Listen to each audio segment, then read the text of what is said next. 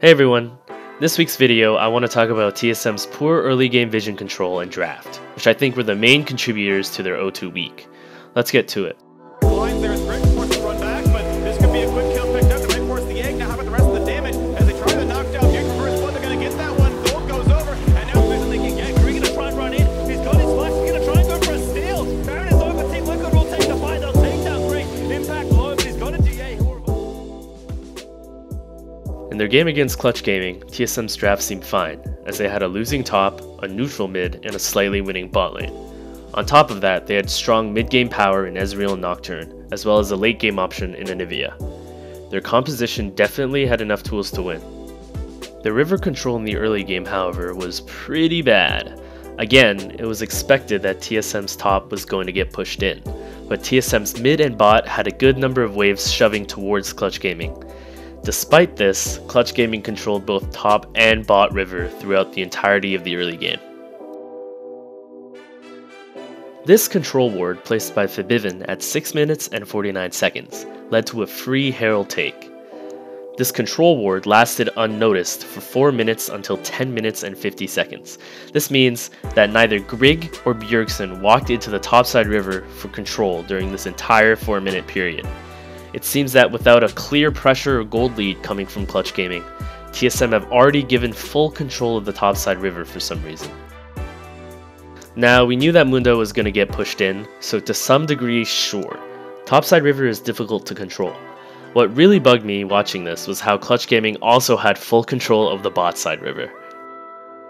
This control ward, placed at 5 minutes by Lyra in the bot side dot brush, also lived until 8 minutes into the game, and was only removed because Lyra replaced it himself.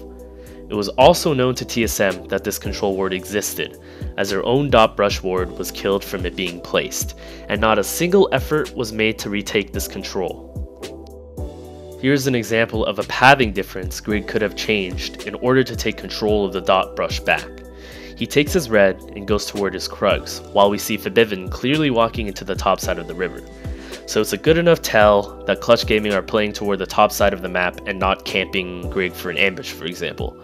At this point, TSM have essentially no river vision, so it makes sense to want to clear that pink and maybe place one of their own somewhere in the bot side of the river.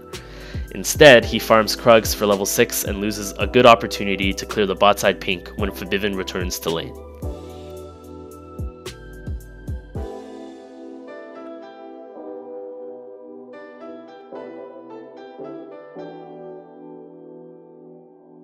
Bjergsen's first pink ward was bought at almost 12 minutes into the game, and it's definitely situational to judge this sort of thing, but it still says something about his mindset when it comes to vision control.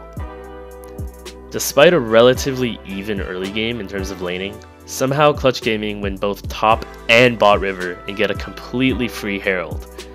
The draft may have been a problem, but not so big of a problem that Grig doesn't enter the river again after his first scuttle until 10 minutes into the game.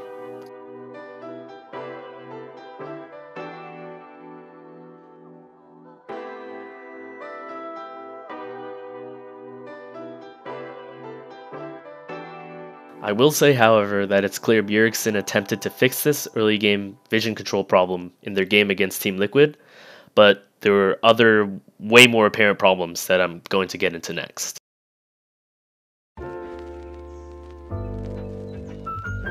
First of all, yes, TSM's lanes played extremely poorly individually, and were outclassed in this game against Liquid.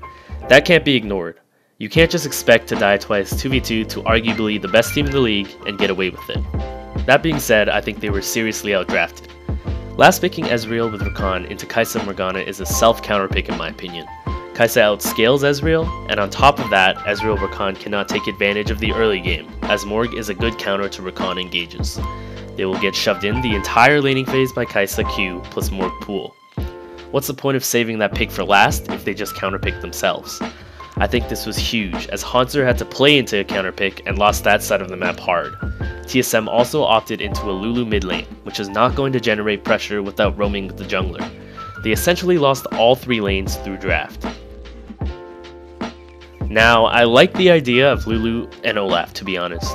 Although the combination to some people might seem bad because he scales poorly, unlike a Graves plus Lulu comp for example, Olaf has super strong dueling powers in the early game, so I'm expecting them to take advantage of that by trying to find and fight around the mid lane.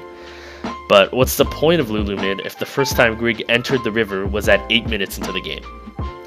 I know it's hard when all 3 lanes are losing naturally, but you have to try it to play off something instead of waiting to get methodically choked out by Team Liquid.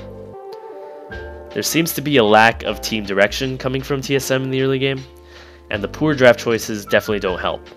Good luck to them for finding solutions to those issues.